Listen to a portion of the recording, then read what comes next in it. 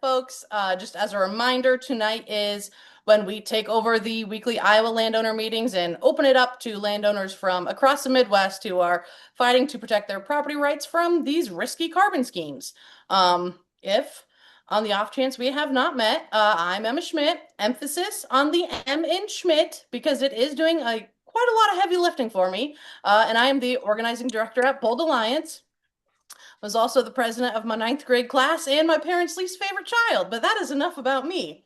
And on a scale of 1 to 10, how obvious is it that I started outlining this meeting after I took my Ambien last night? Because I was getting a little wild with it. But for real, we do have a great meeting lined up. I'm going to give just a few quick updates. Jess is going to go over the latest happenings with the Iowa Utilities Commission because there has been a lot of latest happenings. And then we are going to hand it over to a special guest speaker who is going to talk to us about the most thrilling subject imaginable. I'm going to give us a little drum roll. Tax credits. And before you all leave, because tax credits are actually not thrilling at all, just have a little faith. I guarantee you will get some great information out of tonight's presentation or your money back. Just noting that you did not give me any money, so you are not getting any money back, but let's ignore that. Okay, first up, RAGBRAI. So the Register's annual Great Bike Ride across Iowa is starting on Sunday. And we do have a handful of great volunteers lined up. But if you are just dying to go hang out in the 90-degree weather in Erling on Sunday or in Guthrie Center on Monday, we can hook you up. Contact Jess or me. We're looking for more folks to help. We'll be giving out snow cones in Guthrie Center and lots of information to the thousands of riders that are going to pass by us. So it's a great opportunity to engage with folks and just educate the population about what an awful deal the carbon pipeline in Iowa is. So hopefully you can join us. If not, at least pray for us because it's going to be hot and miserable. So there's that.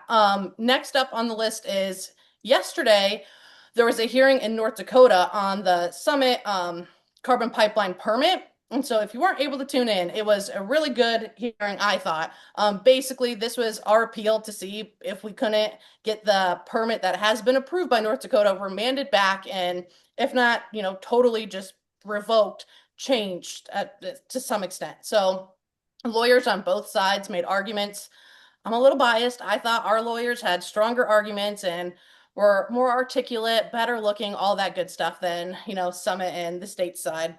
But at the end of the day, we'll see. The judge, I thought seemed kind of friendly to us. I think he asked more pointed questions of Summit and their side, but we won't have a ruling for a couple weeks, maybe a couple months. But when we do, we'll let you all know.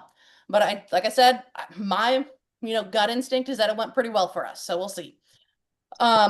Then the other thing I wanted to just briefly go over is you've heard me talk about this for like the last 3, 4, 5 weeks, but we are trying to get all of the candidates on the record in Iowa. We also have a form for Indiana. I'm going to put both of those links in the chat. We have it broken down really easily so you can just like copy all the emails for the candidates and we have a sample message that you can send and then you just let us know what their response was. We have a form that you can fill out if you get a response.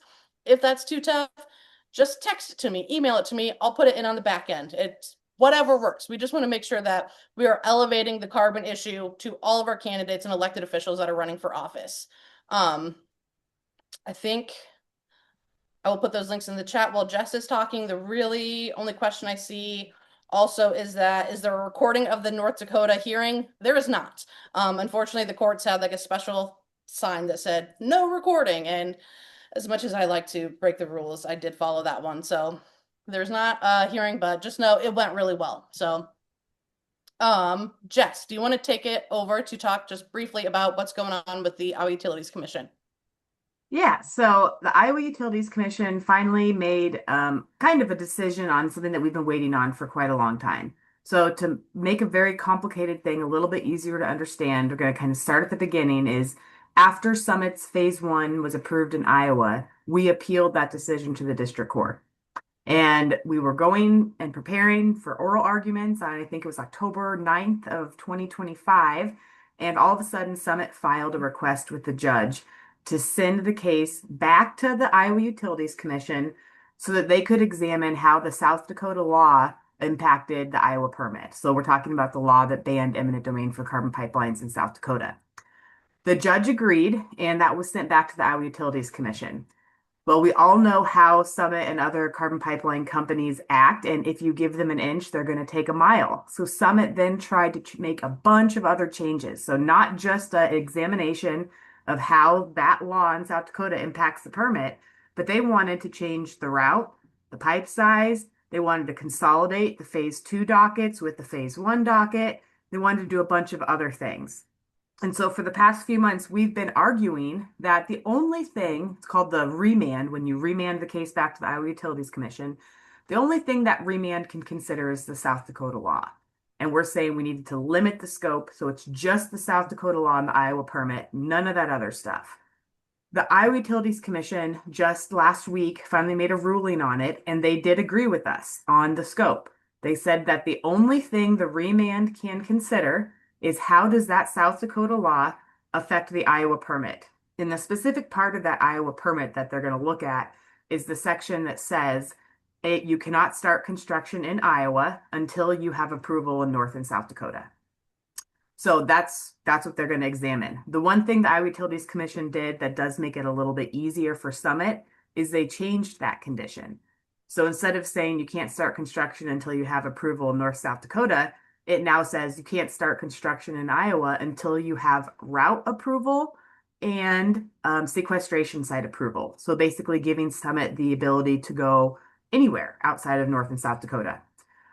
So we got a win. The scope is narrowed, but the condition that they have to meet got a little bit easier to meet. And then all of those other changes Summit asked for, the route changes, the consolidation, the pipe size changes, those are going to be considered separately as an amendment, a petition amendment. They're trying to change that original permit. So then where we're going next is we're going to say, IUC, you can't do any of those other changes. They can't change a permit that's technically still in the court process. The judge clearly said that the remand is just on how that North and South Dakota or the South Dakota law impacts the permit.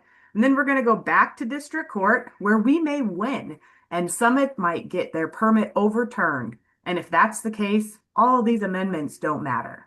So we're trying to get the Iowa Utilities Commission to now put off all those other changes until we can get through the district court process.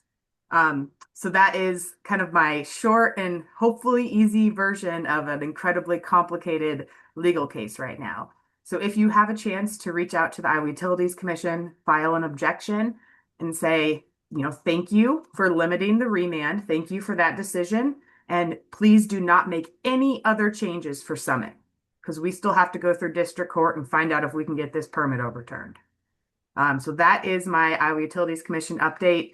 We'll be keeping people updated on different filings that happen in district court and in the Iowa Utilities Commission on this matter. So any questions? Doesn't seem like it. So I think you nailed that presentation, Jess. Great job. Getting better But at it every thanks so time. much. Amazing. All right, so that's it for our updates. We are now going to turn it over to our guest speaker, Sarah Lutz, who has been, let me tell y'all, I have been searching high and low for an expert on these tax credits for months. I have been in tears trying to find someone. I was like, I think I told Sarah that I was about ready to like put a sacrifice to the gods to just try and get anybody that really knew what they were talking about to come talk to us. And she landed on my lap. She came like highly recommended from somebody that we've heard from before, Carolyn Raffensperger on this call. And turns out, yeah, she's exactly what we needed to hear about all of like the 45Q, 45V, and 45Z tax credits. So I'm going to turn it over to her to just turn us all into geniuses on tax credits, hopefully. So take it away, Sarah. Yeah, thank you for that introduction, Emma. And I am apologies in advance. I'm getting over a bug. So if I start wandering too far into Wonkland and you're like, Sarah, what are you talking about? Please call me out, ask questions, throw things in the chat, raise your hand. Whatever works best for you guys, because as you may suspect, a tax credit that's named after a number and a letter, it's very easy to start getting lost in the alphabet soup. And And so, yeah, I just want to, I'm really appreciative that y'all are interested in digging more into these tax credits because while they can get very wonky, they are extremely important. And, particularly 45Z, the biofuel tax credit, they're huge drivers of carbon capture pipelines. As many of you may know, the biofuel industry really only exists today in its current form because of this vast network of subsidies and mandates like the renewable fuel standard that prop the industry up.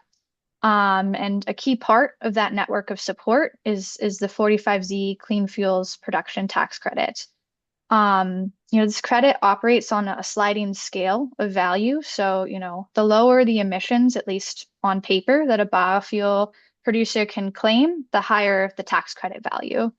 And that sounds great until you account for the reality of the biofuel industry and how they move, because they are extremely well versed in how to tip the scales in their favor, manipulate models, squeeze anything that they can out of tax credits like these.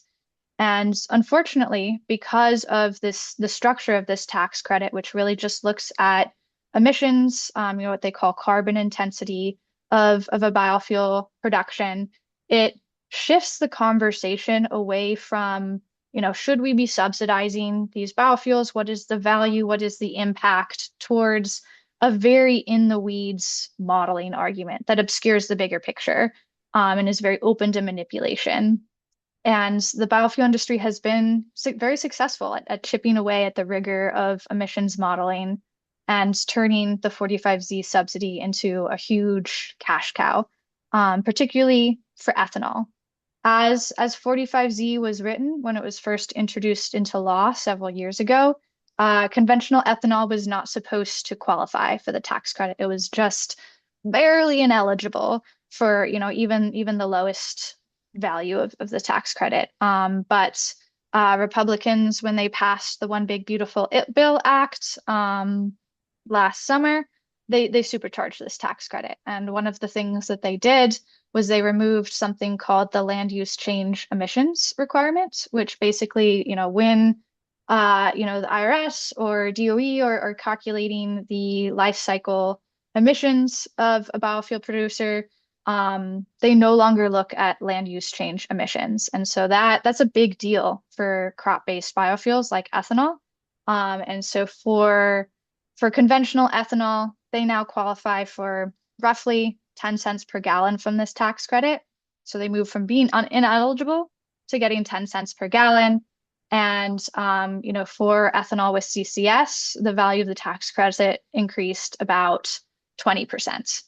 And so if I can use Green Plains as an example here, because they've been very loud and proud about, the impacts of this tax credit on their bottom line. They are a major ethanol producer that, in my humble opinion, has been investing in CCS solely as a subsidy chasing tactic. They are plugged into the Tallgrass Trailblazer pipeline, and I think they're also involved in Summit plans as well. And will have deployed CCS on 3 of their Nebraska ethanol plants that produce together 287 million gallons of ethanol annually. And before the Republican supercharging of this tax credit, those plants with CCS would have earned them about 62 cents per gallon.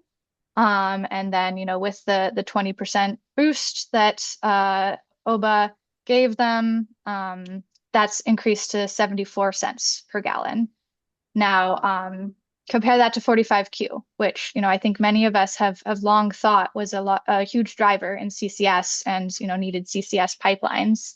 If you take what Green Plains says about their ethanol production and how much carbon that they're capturing at face value, then 45Q would only pencil out to about 24 cents per gallon. So that's almost a third less than what they get from 45Z.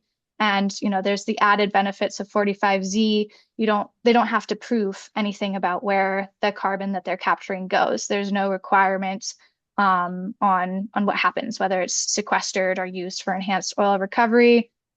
Under the way that tax credit is written, there's not even a mechanism for that to be considered.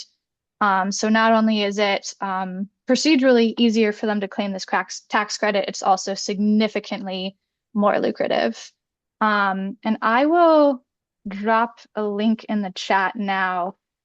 It's a report I wrote about 45Z that gets a little bit more in depth on that Green Plains case study that I just mentioned, as well as how 45Z impacts other biofuels for those interested. But I know that's a lot of information, so let me throw some more at you and pivot to 45V, the hydrogen tax credit. I want to zoom out for a second because hydrogen is kind of this very speculative, strange energy carrier that's popped up in prominence recently, but has kind of gone through cycles of how excited people are about it. But hydrogen at its base is not an energy source. It is an energy carrier, and producing it and using it is always going to be more emissions intensive and more wasteful than just using whatever energy you're using to produce the hydrogen directly. So if you're using electricity to produce hydrogen, it might be a great energy carrier, but if you're just sort of apples to apples comparing, it's always going to be more effective just to use that electricity directly. And likewise for hydrogen produced from fossil gas or from coal, as an environmentalist is not something I say very often, but when it comes to hydrogen, just burn the damn gas. It's more effective. It's less harmful to the environment than using it to make hydrogen. But zooming back in to the tax credit, it functions relatively similarly to the 45Z tax credit in that it gives varying levels of a subsidy value based on emissions. The key difference there is that instead of being a true sliding scale, it's broken up into 4 tiers. So, you can boost the value of the credit up by reducing your emissions, but you don't get any extra credit if you're moving within a tier. You've got to decrease your emissions enough to move to the next tier to increase the value of the tax credit for yourself. But it is open to the same issues that the biofuel tax credit is, in that the conversation shifts away from these needed big picture conversations about what the impacts of producing this hydrogen are from different fuel sources and into these very wonky modeling questions that make it easy for lobbyists to skew the scales in their favor while not looking at the bigger picture of how it impacts communities and the climate. Under the kind of the broad hydrogen conversation, there is generally broken into 2 broad categories of hydrogen, which y'all may be familiar with.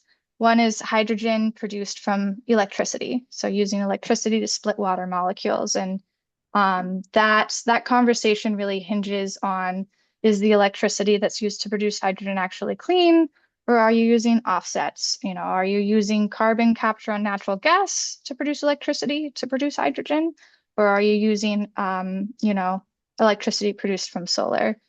And the second kind of large discussion around hydrogen focuses on hydrogen produced from fossil gas, and that's currently most of what we produce in the United States. I think most of what we will continue to produce in the United States, given the way that hydrogen subsidies have dried up and enthusiasm has cooled for hydrogen, at least on the federal level. I will say that under kind of a pure reading of the hydrogen tax credit emissions requirements, hydrogen produced from fossil gas, even with CCS, should not rightfully be able to qualify for any level of the subsidy. Their emissions are too high. But due to these modeling manipulations, hydrogen produced from fossil gas with CCS is able to qualify for kind of a mid-level tier of the tax credit, about $1 per kilogram. And then if they use offsets like from methane biogas from landfills or from manure, then they're able to qualify for even higher levels of the subsidy. And I wanted to bring this back to something that might be more relevant for y'all. So Emma mentioned that there is a hydrogen project that many of you are concerned about. Hold The on, I need to cook. Honey, Wabash Valley it's nice for Resources fish. hydrogen. Sorry, I accidentally muted you, trying to mute someone else. All good. All good. Yeah, I'm almost done, I promise. But yeah, I did a little bit of Emma let me know that many of you are concerned about the Wabash Valley Resources hydrogen and ammonia project. So I did a little bit of digging and was surprised and horrified to find that this coal gasification, which is one of the most intensive ways to produce hydrogen, has been able to rake in a number of subsidies over the years for this incredibly dirty hydrogen that will also create so much waste carbon that has to go somewhere. Um, and so, huge caveats that this is all very back of the envelope math that I've done over the last couple of days while on Dayquil. But based on what the Wabash Valley Resources project is claiming, they will be able, taking their claims at face value, they will be able to generate just under $300 million from the hydrogen tax credit, assuming what they're claiming is correct, because they sort of have this 1-2 modeling manipulation punch that they seem to be going for, where, one, they're using carbon capture and have to dump that somewhere, but that doesn't really matter for this subsidy, unfortunately. And two, because they are claiming that the coal that they're using is a waste product, they're claiming that that coal is zero emissions. And so, with those two claims, they're able to garner almost 300 million just from this tax credit. And that, from what I've seen from the things that they've put out publicly over, the last 5 or so years, is a huge part of their strategy. In a presentation that they gave the DOE about in 2001, they talked about, for their economic model needing, what they called a longer horizon of support. And that's 45Z, that's right there. They're getting $300 million for kind of business as normal. And that's not even counting, what they get from selling these hydrogen to partners. Um, but yeah, that was a very long info dump. I apologize, but that's sort of my kind of thousand eye view. I'll pause here if you guys have any questions. I don't know if my head looks bigger now, but my brain definitely feels bigger after all of that. I see Lane or Peg has their hand up. It would be Peg.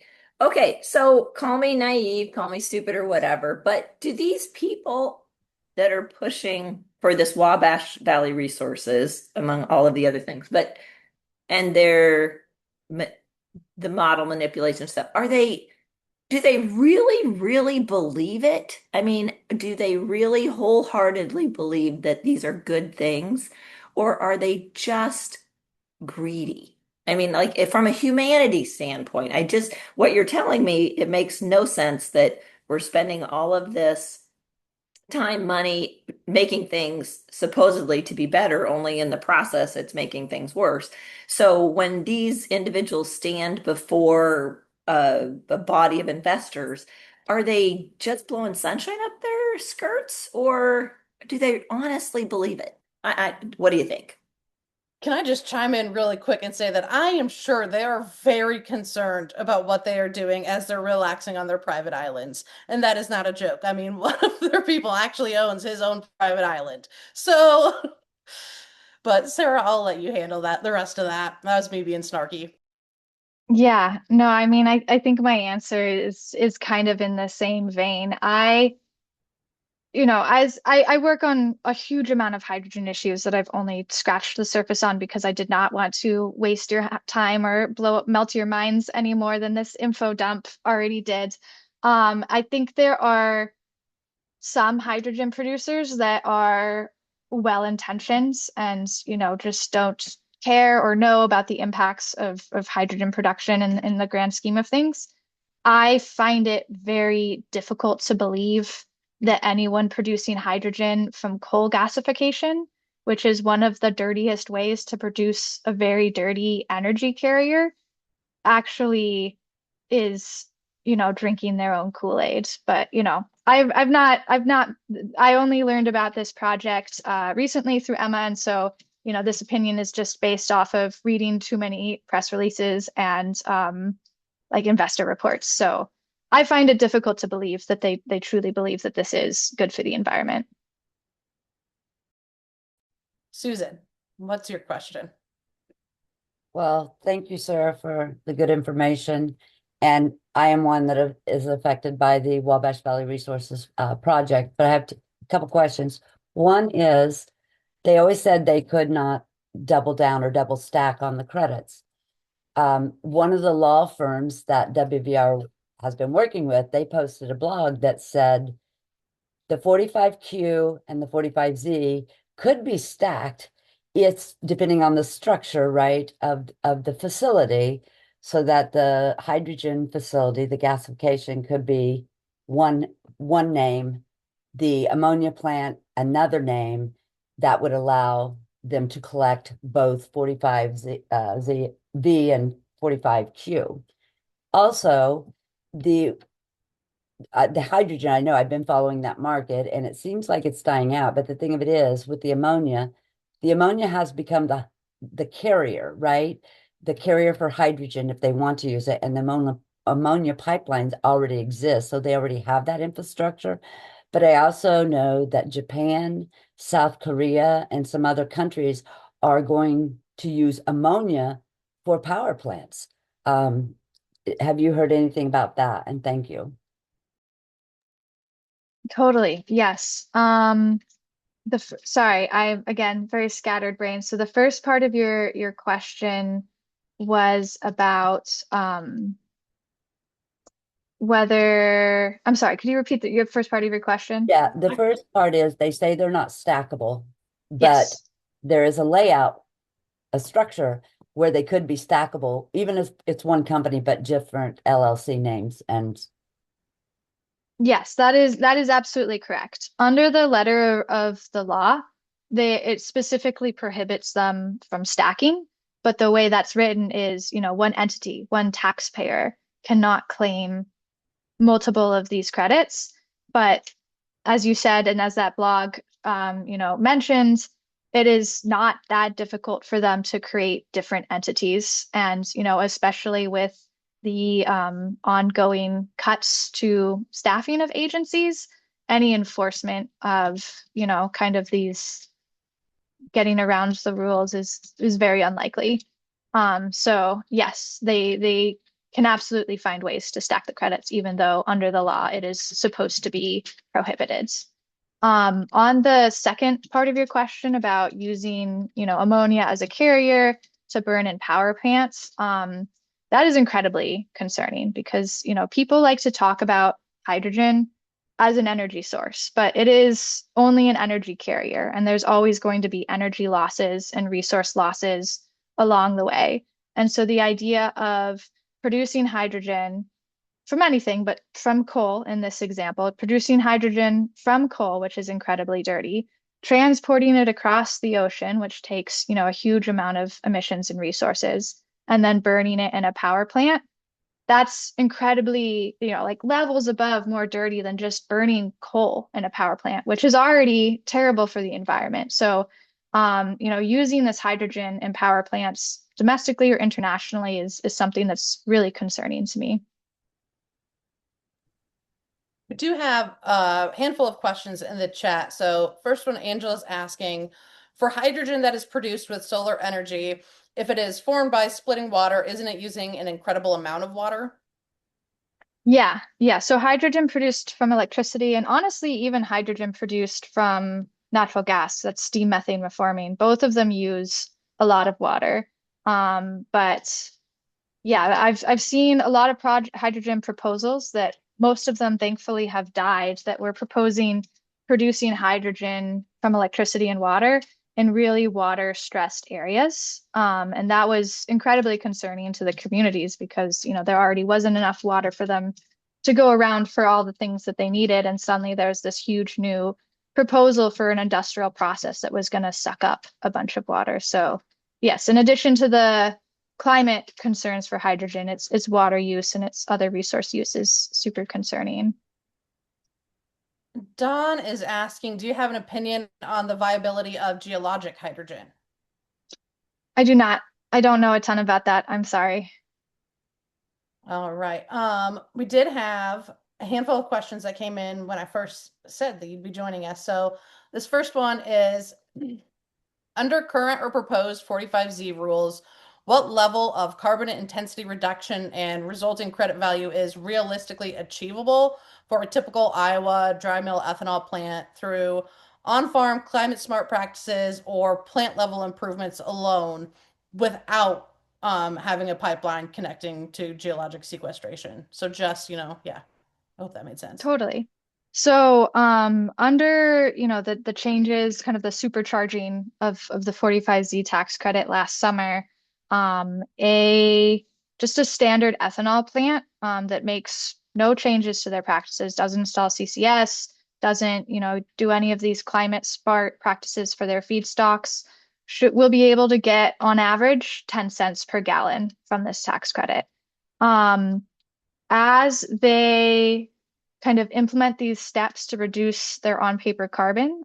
So, if they put CCS on their plant, just based on the numbers I found for Green Plains, they should be able to get about 74 cents per gallon of ethanol from this tax credit. The Climate Smart will allow them to get additional reductions in their carbon intensity and thereby get additional value from this tax credit. Last time I checked in, I don't think those had been finalized to the point that they could be implemented in 45Z. So I don't have an exact number, but I think, sort of it's like 1 cent per kilogram of carbon reduction or something. There's like there's a set formula that I can share with Emma to share with you guys that kind of will let you do your own back of the envelope math of, if they're claiming this practice, how much extra value they get from the tax credit. So I'm happy to share that. But I think under the 45Z proposed rule that came out earlier this year has not been finalized. I think they mentioned that they will be using the climate smart practices to increase the value of the tax credit, but they hadn't implemented it yet. That part is not formalized. The second part of the question, go ahead. No, you go for it. I was going to jump to the next question. I thought you were done, so go for it. Cool. Can a plant qualify for meaningful 45Z tax credit with partial capture or no geographic storage at all? How do the economics compare to full participation and long distance CCS? Yes, a plant absolutely can qualify for 45Z. There's no sort of tiers or threshold that they have to meet beyond just having lower than 51 grams of carbon per gram of fuel that they're producing. So even if they're not doing full carbon capture, they'll still be able to qualify for some funding. Even with zero, they're already getting 10 cents per gallon for ethanol, and whatever level of partial carbon capture that they have, that will just kind of add on to that 10 cents baseline. There's no requirement for what happens to the carbon that they're capturing. It can be sent off in trucks. They do not need to be connected to a pipeline. It's not like 45Q that, at least until recently, had treated carbon for enhanced oil recovery and sequestration separately. There's no mechanism for any assigned emissions for what happens to that carbon after it's been captured to be included in the value consideration for 45Z.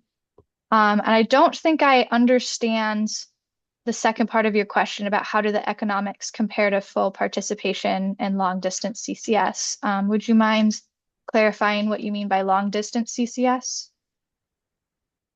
I think Janet's on, but I don't know if she has a mic or not. So maybe she can put it in the chat. While we wait on that, I see Craig has his hand up. If you want to ask your question, Craig. Sure. Am I coming through my voice? Yep. Okay. Sounds like an angel. So, yeah, really. The speaker, much appreciated what you've told us, but what you've told us is really disgusting, but not hard to believe, certainly. Uh, there is little ethical behavior, little to believe in when you consider what you've told us. And I think we're familiar with some of this as well. It's a little concerning. Um, in their business models, one method, one belief, and that is to manipulate tax credits and bilk taxpayers. It's disgusting. But it's not unlike big pharma, if you think about that in juxtaposition of what we're talking about here. They too had a Jackassian approach to their business model. And, people that were, pain ridden and needed some type of drug to take care of that pain became addicted. Did that stop big pharma? Heck no. And I don't think what we're doing in our country is going to stop these people from, using this type of approach. It's really hard to believe. 300 million, using coal, for Christ's sake. I mean, this is ridiculous. But that's life in America. We have those people. We have one in Ames, Iowa, that you could put right in this category. He has no conscience, but that's what we live with. And hopefully someone, somewhere, sometime, or some group will make an impact on these people. It's unfortunate. But thank you for what you said. That group is you guys. Y'all are making the impact, and you're doing a phenomenal job of it. Thank Yeah, you. no, I was so excited when Emma reached out to me and said that you guys were kind of interested in learning more about these tax credits because they are wonky and nobody really wants to talk about them or dive into why they're broken or what the impacts are. But they are really important in driving carbon pipelines and driving these really harmful projects. And so I'm so grateful that you guys are taking the time to learn more. And there are dozens of us and they will continue to grow. Awesome. I think Janet kind of clarified a little bit what she was getting at with her other question. She's saying if a plant chooses options like partial capture, on-site use of CO2, or other ways to cut its carbon intensity instead of shipping everything on a CCS pipeline, how much 45Z credit could it still realistically earn? How do those economics compare with the 45Z value and cost for a plant that fully participates in, a big CCS pipeline and storage like Summit, for example? Yeah, I think so. The calculations for 45Z basically end at the point of production. So what they do with the carbon that they've captured, as long as they're not blatantly in front of IRS's face, just re-releasing it into the atmosphere, that has no impact on what amount of 45Z that they're earning, whether they put it in a pipeline, whether they truck it away, whatever happens like that, that does not impact the amount of credit that they earn, which is part of why they like it more than 45Q. Um, as far as, your question about uh partial capture, um, it's just a question of how much they're capturing per gallon. So if y'all have a specific project that's sort of in your minds as you're asking these questions, I'm happy to dig into it later and kind of plug it into that formula I mentioned to see if I can give you a number like what we got with Green Plains. But sort of the baseline of no CCS, just bog standard ethanol is 10 cents per gallon. And then, whatever level of carbon capture they have adds on to that. So for Green Plains, it was about 74 cents per gallon, but I think the exact number depends on the exact project. You mentioned the IRS. We'll go back to this question of what is the current status and expected timeline for final Treasury and IRS guidance on 45Z? And are there any key remaining uncertainties that could affect how it's being implemented or improve it, make it worse, anything like that?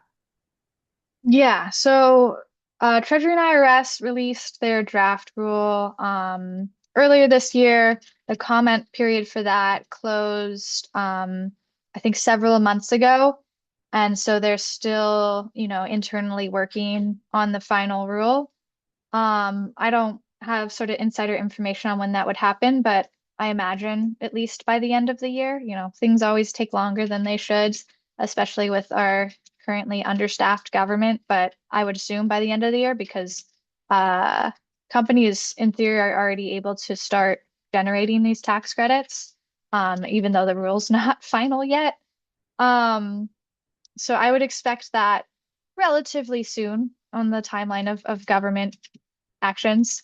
As far as uncertainties, I do not expect anything to substantially change the way that this qualifies for ethanol, excepting what one of you already brought up, and that's the climate smart practices. Right now, that's not formalized in the rule. They say that they're going to use it, but that kind of the mechanism for folks to claim those climate smart practices and use that to increase the value of the credit for themselves was not finalized in this proposed rule. So I believe there would need to be a second rulemaking to actually implement that. And then once that's implemented, ethanol would be able to lower their carbon intensity and increase the value of the credit for themselves even more, depending on how they are using the climate smart practices.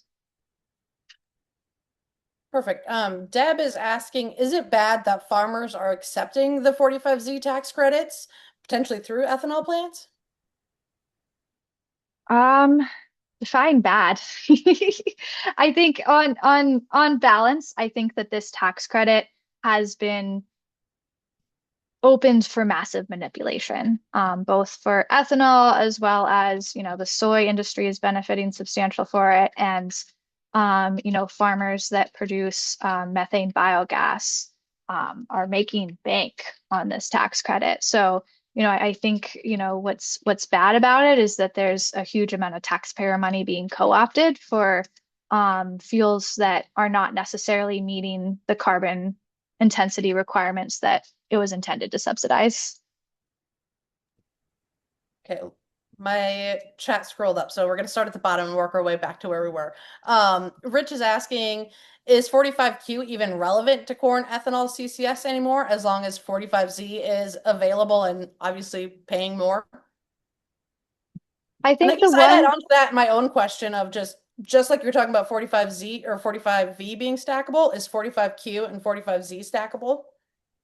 not legally, but with that same sort of, if you break a process up into different entities, then there's workarounds that will let you claim both. But according to the law, they're not supposed to be stackable. As far as how it's relevant, I think the one benefit of 45Q, at least in many folks' mind, is that it's an institution. It's been around for a while. It has continued to be around for a while. It continually gets boosted. And so, they might view it as a more stable source of income. But I think you'd have to be pretty crazy if you were following the law and only claiming one to choose 45Q over 45Z, because 45Z is so much more lucrative than Q right now. Paul is putting a bunch of great links in the chat talking about how the industry has spent nearly $1 billion lobbying for 45Q, and just I like this comment about how these tax credits are important to the industry, so they should be important to us too. And hopefully they are. And that's why 90 of you are on the right now listening to us talk about tax credits. Whoever thought? Um, Don is asking, do ethanol plants in Iowa have a realistic option to the Summit pipeline? Can they make more money another way beyond a CCS pipeline? I will let one of y'all comments on the kind of political wins of the Summit pipeline. But as far as it relates to 45Z, because there's no differentiation or requirement that it's used for sequestration or enhanced oil recovery or what happens to that carbon, they do not need to be connected to a pipeline to claim it, which I think is another reason why so many ethanol producers are really excited about it because of the delays in Summit Pipeline. I think they thought that was going to happen faster than it has. Yeah, and I know we've heard rumors of things like rail transport and everything else, so who knows? Um, Paul is asking, is 45Z time limited compared to 45Q? Yes, 45Z in theory will expire in about 3 years. In my experience, these tax credits get extended ad nauseum. Even if they're supposed to expire at a certain point, it's much easier to extend a tax credit than kill it politically, particularly when it comes to something like biofuels, which unfortunately has benefited significantly from bipartisan support. This tax credit was created by a Democrat-controlled Congress, and it was supercharged by a Republican-controlled Congress. So, in theory, it's time limited. It's a relatively new tax credit, which is why I think, many would consider 45Q a more stable source of income. But I think we should all be rallying. I know I certainly will be hollering at you guys when it comes time for that tax credit to expire to make sure it is allowed to expire. But that just because it says it will end in a few years does not mean it actually will, unless we put in a lot of effort between now and then. Peg is asking, are 45Z tax credits refundable? Yes. Short and sweet. All right. I'm just curious. Do you know, like, Paul's comment about the industry lobbying, like, got me thinking, like, do you know, like, who the big players are, when it comes to lobbying for, especially like 45Z? Like, is it just, Poet or Green Plains, or anybody else involved? Yeah, 45Z is a huge tax credit. So Poet and Green Plains and all the usual suspects are really interested in it. But it can subsidize any biofuel. So the soy industry has been really throwing down on 45Z because they want to get more subsidies for diesel. They were also really pushing hard for used cooking oil to be penalized under this tax credit because that's kind of their main competitor. And it is cleaner than soy diesel, and they didn't like that they were getting more tax credits than them. So they were really pushing hard on that. The methane biogas industry gets unreasonable amounts under this tax credit, particularly given the changes under the One Big Beautiful Bill Act last year. Um, and the automobile industry is interested in it. The aviation industry is interested in it. So there are quite a few players that have been lobbying on this.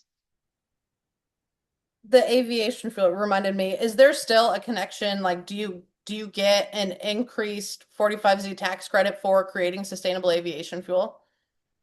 No, when the tax credit was first created, there was a booster for creating sustainable aviation fuel, but the One Big Beautiful Bill Act removed that booster. Any idea why? Um, this is pure speculation. I think one is that, many Republicans are not particularly interested in kind of the climate aspects of this bill. And so, the idea of building a sustainable aviation field was not particularly of interest to them. And then, sort of the tax nerd in me probably thinks that it is because that reconciliation bill was way more expensive than I think the Republicans drafting it thought it was going to be. The way reconciliation works is it's supposed to sort of pay for itself. And so they needed to balance, cuts with, increases in spending.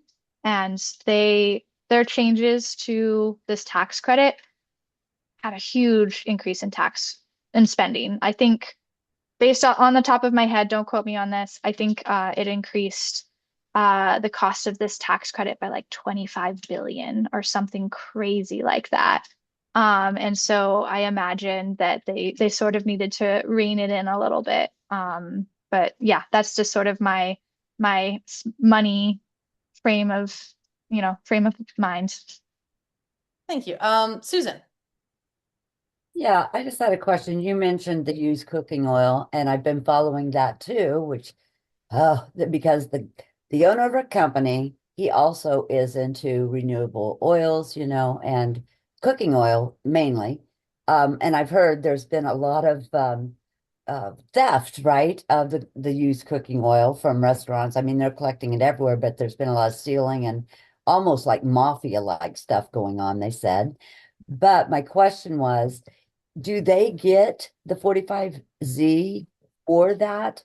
Because I also heard they have been labeling actually oil as used cooking oil, so they'll get some more money for it.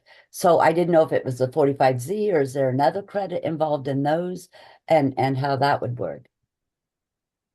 Yeah, I'm not, super familiar with sort of, those kind of more specific. I think you've been digging into it more than I have, Susan. But what I do know about used cooking oil is that there's a lot of frauds and sort of how it's labeled. And so what 45Z excludes imported used cooking oil, which is kind of where, at least from my kind of federal lens, a lot of the fraud happens. They were claiming that it was cleaner than it is. And that is where a significant portion of our supply of used cooking oil comes from, and at least when it comes to biofuels. So domestic used cooking oil will still be able to qualify for this tax credit. It excludes foreign used cooking oil. I think actually addendum to that, it excludes used cooking oil that does not come from Canada and Mexico. We know Bruce Rastetter, who's behind the Summit Carbon Pipeline, is building a sustainable aviation fuel plant down in the Houston shipping channel and intending to use Brazilian sugarcane imported for the feedstock. Would that qualify for 45Z tax credits? Um, let me look at something. I think it was specific to feedstocks, but let me do. Yes, so what the One Big Beautiful Bill Act is, it bans feedstocks that are imported from outside of North America. So this Brazilian oil would not be able to qualify for 45Z. Interesting. Julie's got a good comment in here about how there was a recent study of who was lobbying for 45Q, and interestingly, Southern Company was the #2 spender on lobbying, and they are the parent company of Niker Gas that has gas storage fields in Illinois. So that is definitely interesting. There's more players in this than I think we can probably wrap our heads around. Any other last minute questions? I know we've got like 5 minutes left. So, and I also know this was a lot to like take in. So if you need those 5 minutes to like decompress and try and figure it all out, we'll not be mad. Kim. Yes, thank you. Who's mostly responsible for the big beautiful bill and these 45Q tax credit, all these tax credits, Republicans or Democrats? I think both are equally responsible for these tax credits. The One Big Beautiful Bill Act was a Republican bill and it supercharged this tax credit, but the tax credit was written and passed by the Infrastructure and Job Act created by, Democrats. So, I think, both parties are complicit in this, perhaps in different ways, but we have over time, no matter who's in charge, continually seen these biofuel subsidies go up. So basically, we just need to get rid of all of them. You said it, not me. Janet is asking, sorry, I think I missed this question before. Does green hydrogen production require both wind and solar? No, I apologize if I, was speaking a little flippantly. Green hydrogen production can be made with either wind or solar. What green hydrogen means is that it is hydrogen produced using renewable electricity used to split water molecules. So wind or solar both can produce green hydrogen. Awesome. All right. Any other last minute questions, thoughts, concerns? And as always, we will always accept if you want to share secrets. One day somebody's going to respond to that. Kim. Okay, this is just kind of a tie-in with my last question. Since Democrats and Republicans are both to blame for this, maybe it's time we start voting for the Libertarians. And we got a Libertarian running for Senate, Thomas Lane. He's running against Ashley Hinson and Josh Turek. So there you go. No, and I think you're right, Kim. It's like we really have to start voting for the candidate, not the party, because look where that's gotten us. Yep. And we know, Thomas Lane has been on our side with Summit for how long? Absolutely. I mean, he's been. Yes, absolutely. So there you go. I'm putting a plug in for Thomas Lane. There you go. Vote Thomas. I should say, as an organization, that was not an endorsement for me. I cannot do that. You're going to get me in trouble, Kim. Sorry. Perfect. Any other questions, thoughts? Perfect. Peg. Okay, I have a question for Sarah. So thank you for all of your knowledge and for sharing this. Why are you doing this? What was the thing that of all the ways you could use your skills, why are you using it in this way? I mean, because you're obviously very knowledgeable, very passionate about it. Yeah, I mean, I think, as someone that is very interested and concerned about the ways that we spend our money and how that actually accomplishes what we want it to accomplish, whether that's, improving, trying to avoid the climate crisis or, making sure that we're protecting communities. I realized very quickly that so much of what is driving this is the money.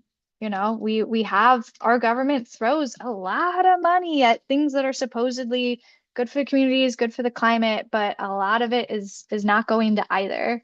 And if we want to knock out the pillars of support that these dirty industries have, we've got to knock out the funding that they're using to fuel their lobbying, to fund their projects.